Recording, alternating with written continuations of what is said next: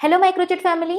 आज आम मैंने शिखा आउ गोटे प्रकार नुआ स्टिच तो जोटा कि आम शिखा एक कॉटन यान सहित। तो चलतु आउ डेरी कौन करूँ आपण मैंने बसी पड़ू 2.5 mm गोटे क्रोचेट हो सहित आपण पाखे जो भी यान अच्छे सीटा आक्रिलिक हो कि कॉटन। तो चलतु आउ डेरी करवानी जल्दी जल्दी शिखा आउ गोटे प्रकार नुआ स्टिच। ये आम आज शिखा पफ स्टिच। ये देखी पार्थे केते सुंदर देखा जाउछ ना डिजाइन टा। तो पफ स्टिच बबल स्टिच और पॉपकॉर्न स्टिच पाखापाखि सेम किंतु टिके टिके डिफरेंट। तो कौन डिफरेंस अच्छे से आज आम ये जाना नेक्स्ट वीडियो गुड़िक जाना। तो से मुझे 3 प्लाई कॉटन यान आउ ता सहित ये मैंने बन शिखा बबल स्टिच। तो बबल स्टिच पे आपण कौन करेंगे जिते भी चेन ने चेन नेला कौन करेंगे इवन नंबर चेन ने ठीक अच्छे आप 10 ରୁ 12टा चेन नहीं पारे कि 20 ରୁ 30टा चेन नहीं पारे आपंकर लेंथ अनुसार पारे मुझे 12 ରୁ 14टा चेन तापरे मुझे प्रथम सिंगल क्रोचेट करने आप स्टार्टिंग भी करेंगे सेमती ही करेंगे। तो ये सिंगल क्रोचेट मुझे थरे कर सिंगल क्रोचेट थरे कर सारापर नेक्स्ट चेन में कौन कर 5टा इनकम्प्लीट डबल क्रोचेट। इनकम्प्लीट माने ये जो डबल क्रोचेट कंप्लीट हेनी यहाँ एमती 2टारू थरे बाहर करके रखिदेवे पुणी थे से चेन में कौन करेंगे आउ गोटे थर इनकम्प्लीट डबल क्रोचेट करेंगे। डबल क्रोचेट ये 5 थर करेंगे इनकम्प्लीट ठीक अच्छे ये मोर 2 थर होगा। तो यहाँ हूँ 3 थर